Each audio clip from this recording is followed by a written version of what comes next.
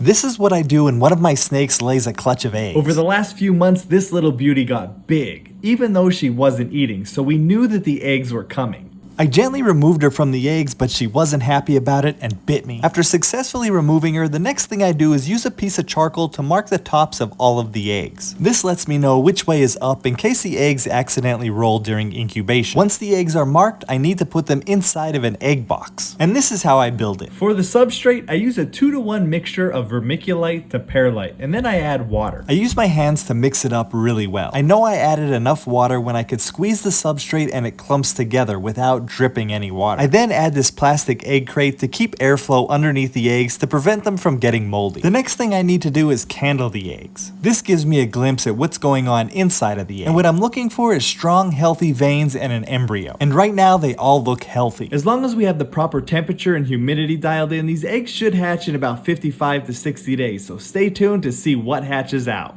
Our baby snake just crawled out of its egg. Let's check up on it. Just like when I hatch real baby snakes, the first thing I'm going to do is remove the empty eggshell. Our TriColor Hognose plushie could be removed from the eggshell, so you could hatch it over and over again. This species of snake very rarely bites. Instead, they'll rattle their tails and thrash about to try to intimidate their predators. These snakes are fantastic at digging and burrowing, and they'll do so right out of the egg, so it usually turns into a game of hide and seek after they hatch. Our TriColor Hognose plushie is now available on makeship.com, but they're made to order and only available for a limited time, so don't wait. These snakes have a hard scale on the tip of their snout that they use like a shovel to dig and burrow. Burrowing underground like this is another defense mechanism that the snakes have. It keeps them hidden from birds or other critters that want to eat them. We didn't have much luck last year hatching these TriColor Hognose babies, but with these plushies, you don't have to have those problems. These plushies are now available worldwide, and your support means the world to us. It really helps us grow and develop the channel. Now that this little one is out of the egg, I'm going to separate it into its own enclosure.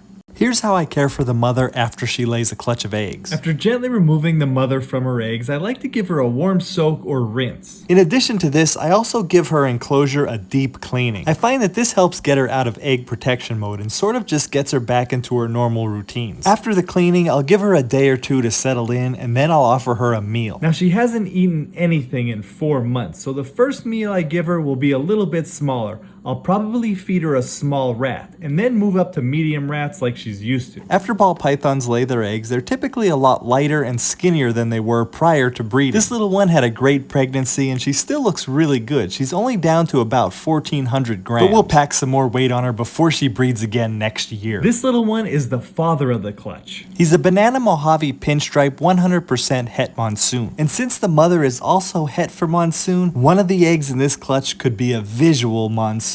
I've only hatched one of those before and sadly it passed away, so I'm really excited about this clutch.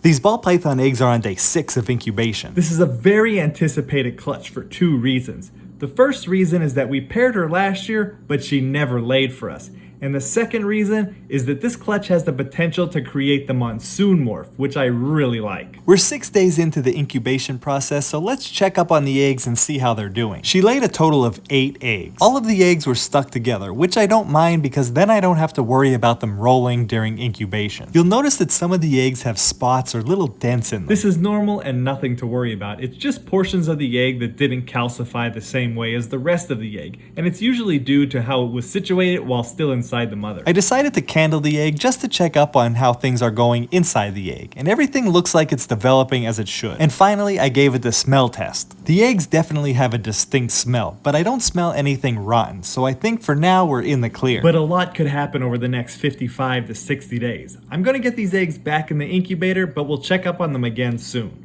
These ball python eggs are now on day 14 of incubation. Let's check up on them. The first test that I did was the smell test, and thankfully everything smelled as it should. As a snake breeder, one of the worst feelings is when you open up your incubator and you get that rotten egg smell. On the outside, these eggs are looking pretty good. They're plump and well hydrated, but I want to take a look at what's going on inside the eggs. So I'm going to candle the eggs, and as always, I'm looking for strong, healthy veins, but I also want to take note of any movement I see. Because I'm interested to see when snakes eggs could see and start responding to the light. At 2 weeks of incubation, I know that they already have eyes, I just don't know how well developed they are and if they work or not. As I was going through these eggs, I didn't see any movement, but I typically don't see any movement at 2 weeks of incubation. Now, of course, that doesn't prove or disprove that they can't see. There's a whole host of other factors that can contribute to them not moving when I candle the egg. But just to gain some new knowledge, I'm going to keep track of when we first notice movement with this clutch. There's only about 45 days left until they hatch. These ball python eggs are on day 21 of incubation and the drama has started. Before going to bed, I checked up on the eggs and I noticed that the temperature was 81 degrees Fahrenheit, which is way too low for ball python eggs. I realized that the incubator's heating element stopped working. As you could see, I tore apart the incubator to figure out what was going on, and then I frantically moved the eggs into a new incubator. I wasn't using this incubator at the time, so it took about 30 minutes or so for it to warm up. A significant drop in temperature like this can cause some serious issues for the eggs. I'm just hoping that we caught it in time, but we won't know until the eggs hatch. Looking at the eggs right now, they look okay. But that temperature drop may have caused one of the embryos to pass away, which will cause the egg to go bad in a few days. It can also cause deformities in the babies, but we won't know until they hatch. Look closely at this egg. I just saw some movement and the baby opened its mouth. If you remember in the last video, we were trying to figure out when the baby starts to respond to the light. And I would say that this is one indicator that the baby's eyesight is starting to develop. I'm going to get these eggs back in the incubator, but we'll check up on them again soon. These ball python eggs are on day 27 of incubation, so they're about halfway done. Last week, the eggs suffered a significant drop in temperature after the heating element inside of our incubator went out. So I'm really hoping that it didn't cause any of the eggs to go bad. Looking at the eggs today, I noticed that they're starting to dent in a little bit, which is normal, but it seems a little premature. So I'm going to remove the eggs and add a little bit of water to the substrate. Eggs will dent in prematurely when they're dehydrated. Honestly, I don't think these eggs are that dehydrated, so we could probably let it go as is, but I'm going to add some water just to be safe. You have a good consistency when the substrate sticks together when you squeeze it, but it doesn't drip any water. You don't want to add too much water because then your eggs may become wet or grow mold, and that'll quickly cause your eggs to go bad. Now let's check up on the inside of the eggs to see if we see any babies moving. There's definitely some activity in this one. Despite the temperature drop last week, these eggs are looking pretty good, but it still could have impacted the developing embryo, causing deformities or other issues. I'm really hoping that these babies turn out okay because they have the potential to be absolutely amazing. I'm gonna get these eggs back in the incubator, but we'll check up on them again soon.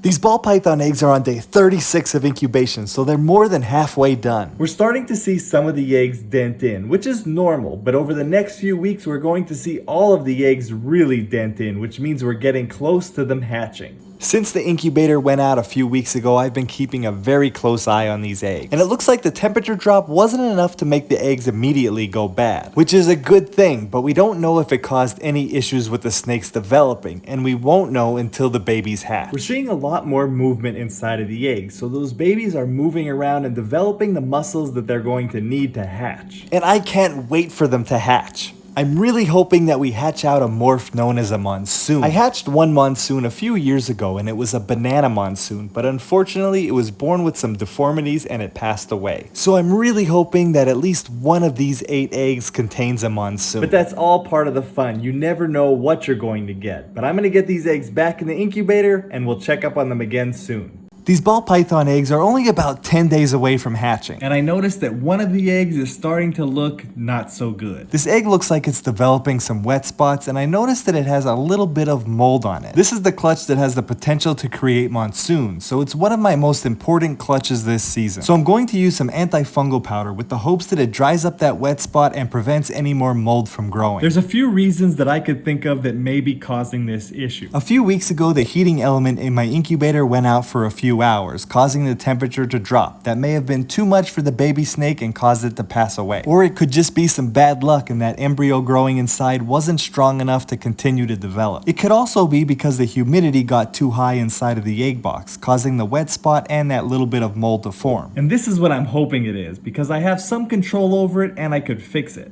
I'm hoping that the antifungal powder will help make things right. But if it doesn't and I notice the egg is getting a lot worse, I'll consider cutting the egg open around day 50 to 55 in an attempt to get the baby out of there and save it. As of right now, I am definitely nervous, but the egg doesn't look terrible, so I still have hope. I'm going to get these eggs back in the incubator, but we'll check up on them again soon. These ball python eggs are on day 52 of incubation. And this is an update that I was really hoping I wouldn't have to make. And as you can see, that egg that we were trying to save has gotten much worse. And I even spotted a little bit of mold on a second egg. This is the clutch that has the potential to make monsoon ball pythons, which I'm really excited about. So I'm not going to take any chances, and I'm going to get that bad egg out of there. Now this part can be a little bit risky. I need to pull the eggs apart, but they're stuck together, so I have to be careful not to tear the good egg. If you work slowly and carefully, you could successfully pull them apart, but you got to have a gentle hand. And after working it for a little bit, I was able to pull it apart successfully. And it doesn't look like I damaged any of the other eggs. We made it through one obstacle, but we still have 2 more to go.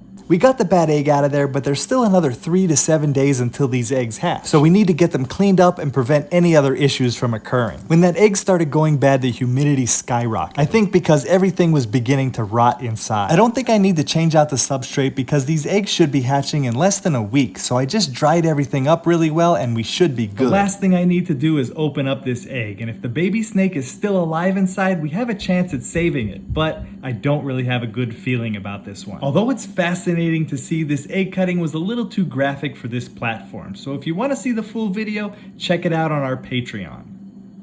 Our eggs are starting to hatch. We have good and bad news. These eggs are on day 57 and they're starting to hatch, but another egg went bad. So we'll have to get that egg out of there and cut it open to see if we could save the baby snake inside. But before we do that, let's take a look to see how many snakes are pipping. Right away, I see that 2 are. Pipping refers to when the baby snake breaks through the eggshell when it's ready to hatch. In the center of the baby's upper lip, they have an egg tooth, and they use that to slice open the shell when they're ready to hatch. I'm going to separate all of these eggs so we could look at them one by one to see if there's any other pips. I don't notice any in this egg, and I also don't notice any in this one either, but you can see how easily the eggs are coming apart. Early on in incubation, the eggs are stuck together and they're difficult to pull apart, and I don't see any pips in this one either. But now that they're hatching, they come apart quite easily. This little one made a nice pip, and I think I might cut the egg open a little bit wider to check on the snake. This one also pipped. As the eggs get closer to hatching, the shell thins, the baby snakes start moving around inside, and the pressure changes inside of the egg, all of which make them not stick together so much. The inside of this egg seems to be a little dry, so I definitely want to open this one up to check on the snake. There's definitely no pipping on the moldy bad egg, and this last egg doesn't look like it has any pips either. I don't think this little one made it, and it may be a little bit graphic, but we're going to open this egg up in a Patreon exclusive video. These ball python eggs are on day 57 of incubation and they started pipping. This clutch did have some issues, so with the eggs that already pipped, I'm going to cut them open a little bit wider to check up on the babies. What I'm really hoping to see here is healthy babies with no deformities or any other issues. Entering the egg through a hole that the baby snake already made, I use a pair of scissors to slowly and carefully cut open the egg. The eggs don't crack like chicken eggs because they're soft, so you could use a pair of scissors to make a clean cut in them. I'm not sure yet, but I think we hit a monsoon, and it may even be a banana monsoon. I don't want to get my hopes up because of how this snake is positioned. I can't see if there's any issues with it. But right now I am elated. If this is a healthy banana monsoon, it makes all the issues with this clutch worth it. It looks like this little one still has a decent sized yolk sac, which is normal, and over the next day or so it'll absorb more of that yolk before crawling out of the egg. Ideally, the babies would have absorbed most if not all of the yolk by the time they pipped. But given the issues that we've had, I'm happy with this. I'm going to get these eggs back in the incubator, but we'll check up on them again soon. This ball python egg is on day 57 of incubation and it already pipped. I'm going to open the egg up a little bit wider so we could get a better look at the baby to ensure that everything's okay. I have to stay very focused to ensure that I don't accidentally harm the snake. Now that the egg is open, let's take a look inside. First, I'm going to check to see if the baby responds to my touch. I'm a little bit nervous because the baby's not responding like I expected it to. It's curled up in there so I can't get a real good look at it, and I prefer not to pull the snake out of the egg unless it's an emergency. It started responding to my touch and I don't see any deformities. And it also has a little bit of yolk sac left to absorb. So I'll just leave him inside of the egg and let him crawl out when he's ready. Since some of the eggs started pipping already, I'll wait about 2 days for the rest of the clutch to pip. And if they don't pip in 2 days, I'll consider cutting them. I typically like to let the snakes hatch on their own, but since we had some issues with this clutch, I will consider cutting them if the snakes aren't hatching with the rest of the clutch. I'm going to get these eggs back in the incubator, but we'll check up on them again soon.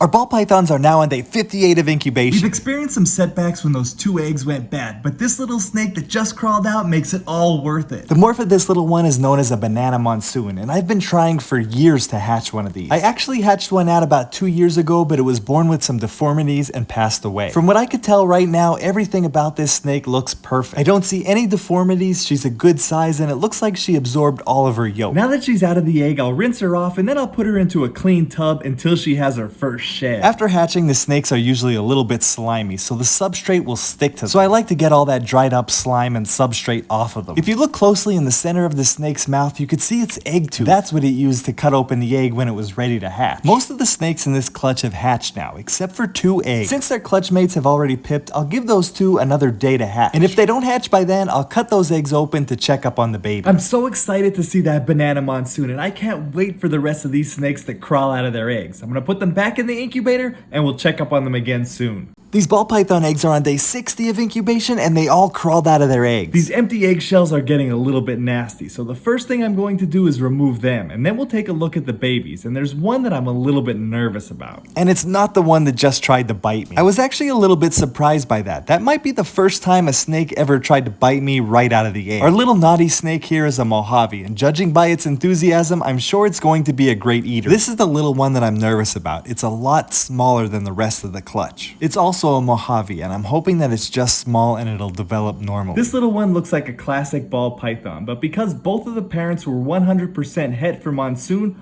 all of these snakes have the potential to carry 1 copy of the Monsoon gene. This little one is a showstopper. It's the second Monsoon that we hatched out of this clutch, and this one's a Mojave banana Monsoon. And it is absolutely gorgeous. The last snake in this clutch is a pinstripe, and it is a beautiful morph all by itself. Now that they're all out of their eggs, let's get them cleaned up and ready for their first shed.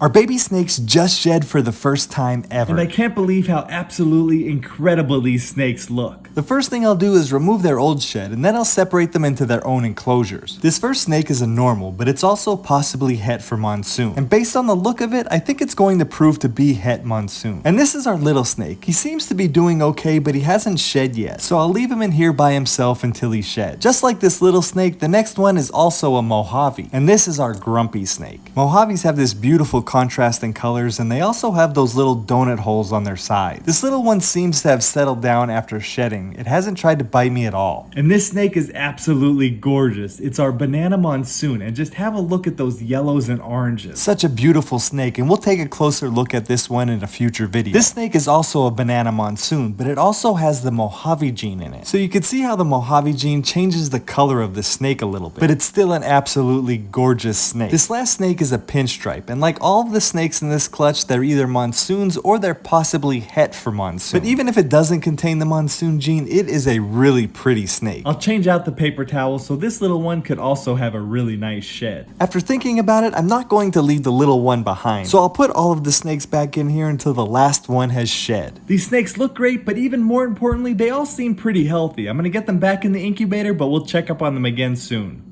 This is the tiniest snake in the clutch, and it just shed. But when we take a closer look, we could see that the snake didn't shed all in one piece. Which is kind of unusual for the first shed ever. Sheds like this could happen if the humidity is too low, the snake is dehydrated, or sick. The rest of the clutch shed without any issues, so I don't think it's a humidity problem. But maybe this one is a little dehydrated. But it is really small, so I'm hoping that it's not sick. When I put the snake in the tub, it did start drinking water, so I'm hoping that it was just thirsty. This little one is acting a little unusual, but I'm hoping that we could get it on track. After the warm soak, I thought about trying to remove some of that stuck shed, but then I decided against it. Being so small and possibly having issues, I didn't want to stress the snake out any more than necessary. So I decided to just leave him alone and get him set up in his own enclosure. Now that the entire clutch shed, I'm going to separate them all into their own enclosures. I'll let them settle in for about 2 or 3 days, and then I'll offer them their first meal. The first meal that we're going to try is a frozen thawed rat pup. I'm hoping they take it, but if they don't, we'll switch it over to a live rat pup.